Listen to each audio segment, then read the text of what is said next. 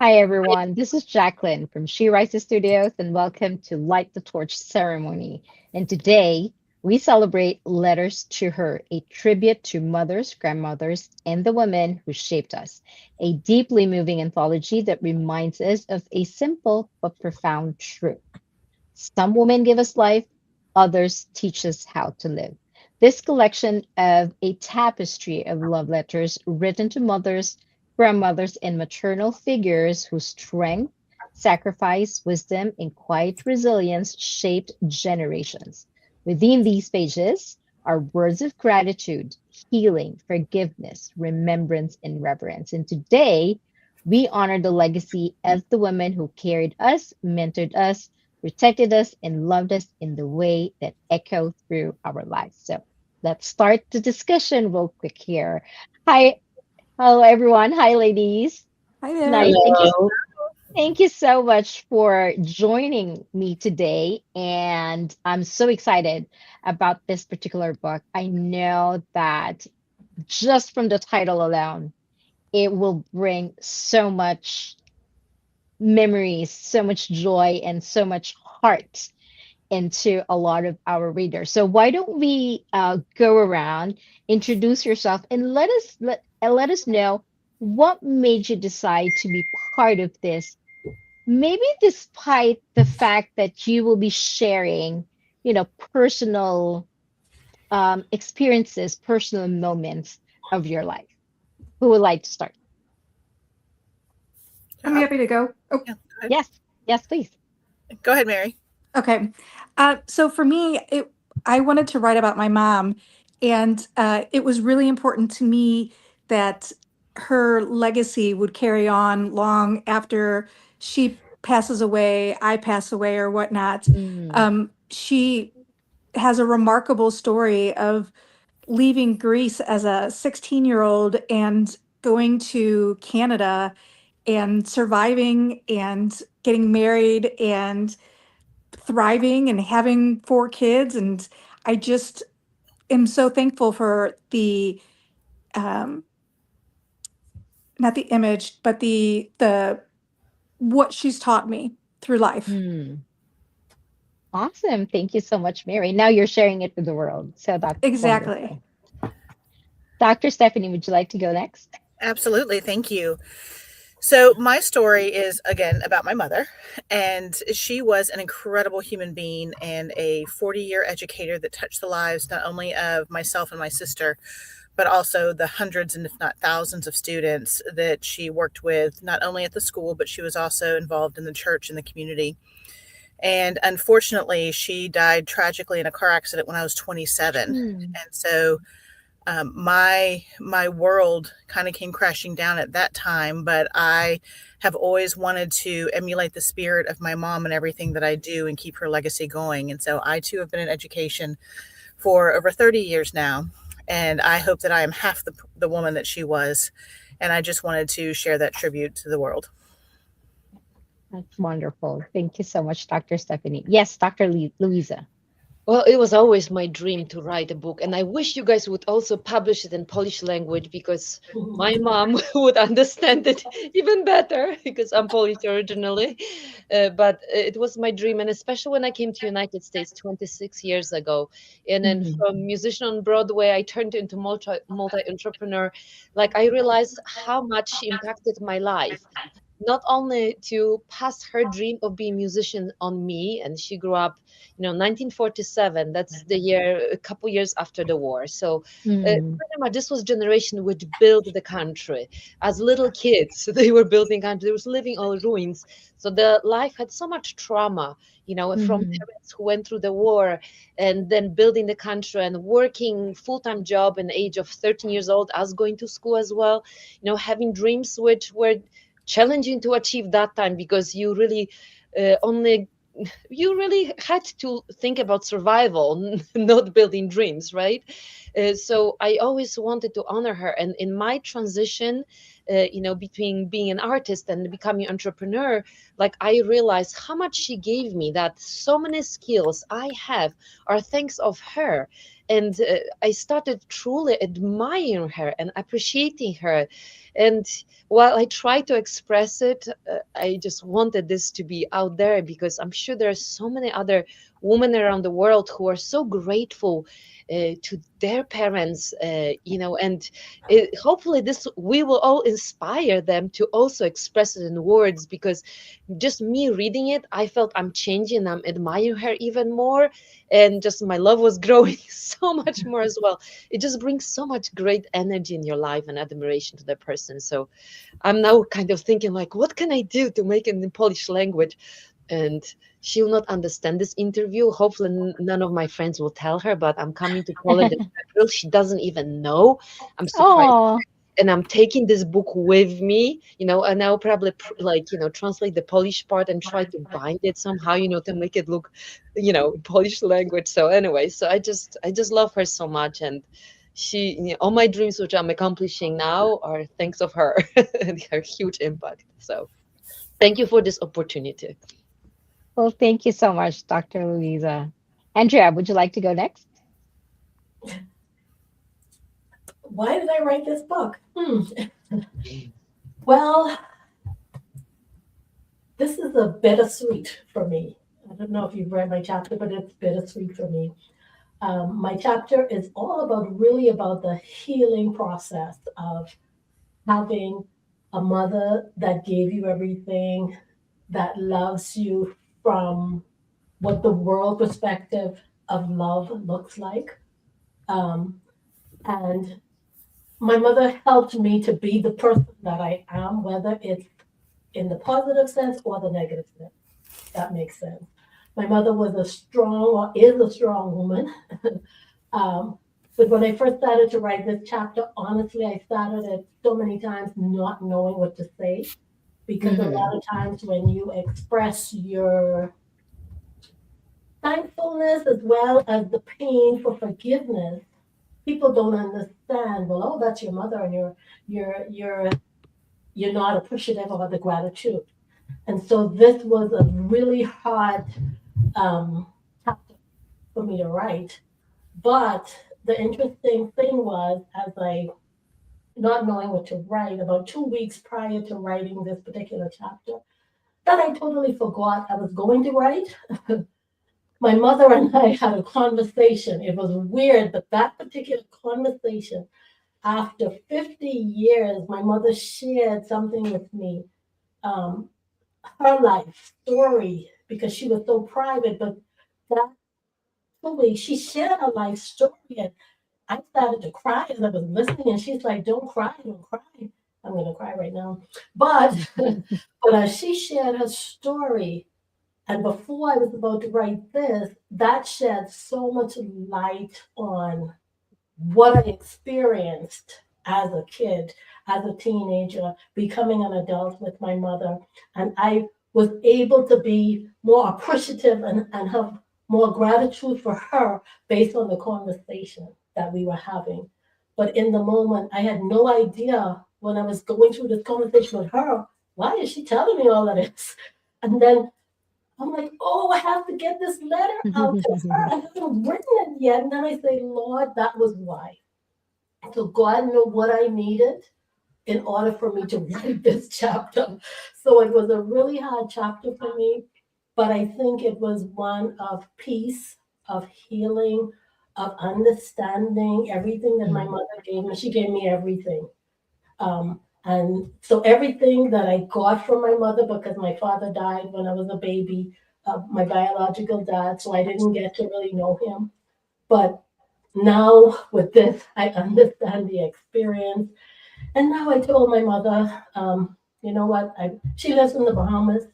I'm going to read it to you. And I said, you know what? I think this is a letter you need to read yourself. So I will read this to you so Yeah. you can actually read it. So I'm glad that I wrote it, even though at first I didn't know what I was going to write. So, thank you for allowing me to be a part of it. Well, that's just wonderful, Andrea. Thank you so much. Angela. Yes. So I also want to just express my gratitude for having this platform and, being offered the opportunity to contribute a letter to my mom and my grandma. And the timing was very fortuitous. I was in the process of writing my own book, my very first book. I'm in my mid 50s. I retired about a year ago, and I took kind of this brave step to do something that I had wanted to do for 20 years, and I did it. And it was just all a very kind of full circle moment. As I was writing the book, which was deeply personal to me, it gave me an opportunity to reflect a lot on my mom and my grandma and the role that they played in my life. My grandma's no longer with us. My mom still is, and I'm very close to her, probably a little too close. But, these were the women that modeled for me grit, resilience, strength, and this kind of quiet need for appreciation. They just never got it, right?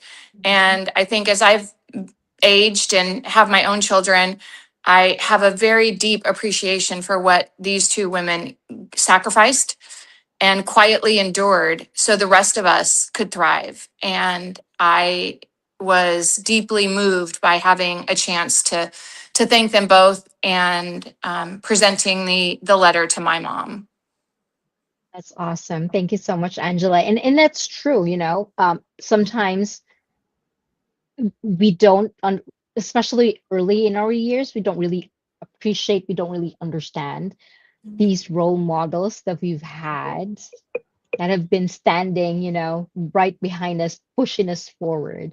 But now we get this particular chance to say our thank you to them. And I'm wondering though, when you sat down and decided to write your chapter, your letter, was there, something that you wrote that you've never had the chance to say out loud?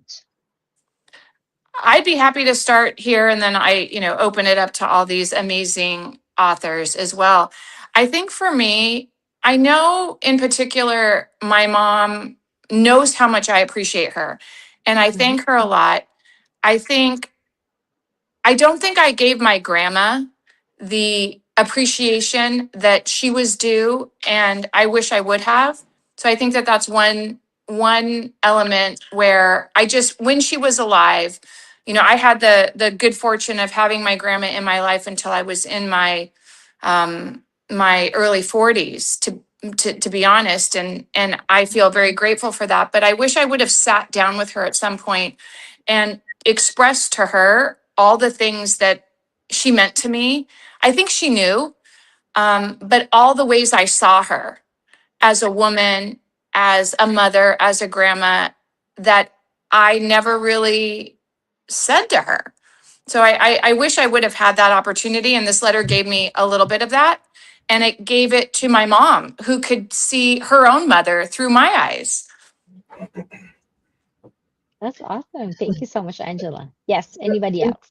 in process of writing the book, this is such a beautiful question you asked, because there are so many things I told my mom. And while the book was first meant to truly appreciate her, I think somewhere underneath I realized that I wanted to probably also say I'm sorry. And there is that the difference in generations. I'm turning 50 this year. This is a different generation. The way my mom was raised, the way things she would communicate with her mother, the things which were not appropriate to say to the parents, especially in that very strict Polish upbringing. So I think because I'm more straightforward as well, and run few businesses, so sometimes I'm in the mode of being just so direct, right? Sometimes I feel like this chapter was my way of saying, I'm sorry, I see you, I admire you, I appreciate you. So sometimes my straightforwardness was not to hurt you. I'm a different person, but I see everything you gave me, and maybe my words were just too harsh because they were just so straightforward. And the truth is, look, I should still say it now. She's alive. How blessed I am. But in a way, that chapter is not just appreciation, but also apologies, and making my mom realize, like, I really, you're huge, you're great, you're amazing. And it's just me who did not find the right way to say the things I meant to say, because we had the difference in opinions, you know. Mhm. And that generational difference was huge, is huge still today, you know. And we spent so much time talking, and she's getting used to my way of living. And I think the difference in cultures, being in the United States for so many years, everything's just very Yes. straightforward, very fast. So I'm like this, I'm very fast. And Poland is more relaxed, right? So there are two different components to it. So sometimes I can come out to my mom as a just too harsh. So it's like an apology. And this question just made me realize that I just need to say it in words too, like spoken words, because I still have a change. So Yes, that's true. Well, I'll share that you all heard that my mother is already gone, but one thing that it allowed me to do is it really reflects on, I focused on all the good things. You know, whenever you have a mom, there's Mhm. good, there's bad, there's indifferent, there's all of those different pieces.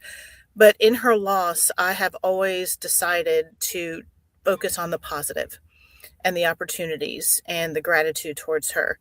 And the crazy thing is she was the model for so many incredible things in my life, and I don't think that I realized it until I became an adult, and I could see, especially in education, the way that other parents were with their children, or the other models that some people have, but not only my mother but also my grandmother. And then I also see so much of my mom in my children, and they've never met. My mother died several years before my kids were born. So it was just kind of a great um, kind of a full circle experience, if you will, seeing how much my mother is involved in my entire life, including why I'm doing what I'm doing now. I mean, it's all because of her, and I have her in my head. You know, a lot of people, I live in the South, they say, what would Jesus do, you know, as their next step? And I always say, what would mom do? And so I always look That's true. at my mother, and she's the guiding force. And so this allowed me to really reflect and really see those opportunities and see how much she has influenced my life, although she's been gone for over 25 years. And it's amazing how even if they've moved on, they've passed away Mhm. for so many years, they the mark that they've left Mm. in us is still right there. And speaking of that mark, what lessons are you intentionally carrying forward to the next generation? Is there any specific learning, teaching from your role models that you are intentionally passing on to your next generation? I think Absolutely. Oh, go ahead. Sorry. I was Sorry, just going to doctor. say, no, that's fine. I was just going to say her intentional servant leadership, and she was a teacher, but she wasn't a person of title. And that's something that I always talk about. It's not having a title, it's your influence with one another. And so I think it is her deep down passion for being a servant leader and looking to make a difference in others' lives and empowering those around you and having so much empathy and building relationships and communication. So that's what I'm trying to lead now in my life. That's great. Yes, Angela.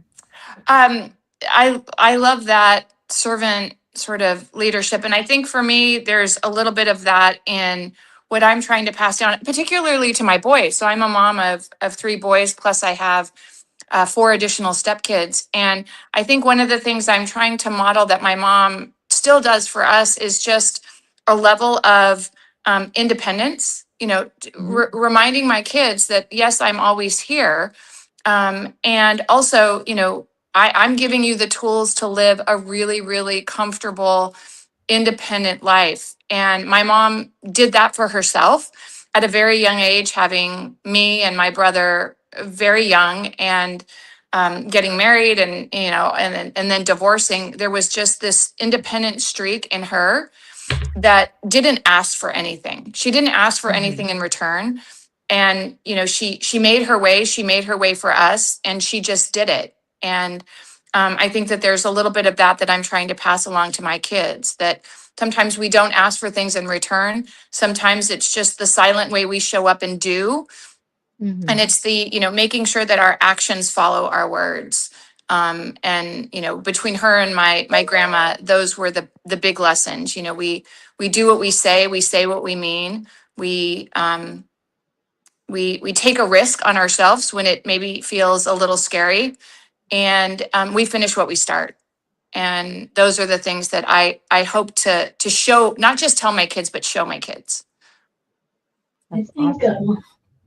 I think for me, one of the, well, a few things, but one of the things that I'm taking forward to the next generation is I have one daughter and two boys. And what my mother did was, with my stepdad, my mother, we would not eat until my stepdad came home. So whatever time he came home, that was the time that we ate dinner. My mother was also what you would call, it's a bad word in the world, but my mother was a very submissive person. Mm. She was submissive to my stepdad. And as I got older,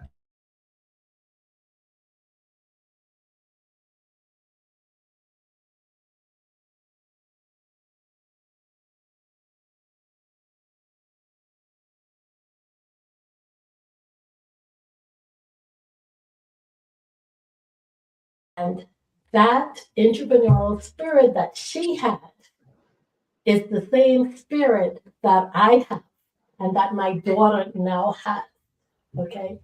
And so I so appreciate her teaching me really how to actually be a lady, is what she taught me.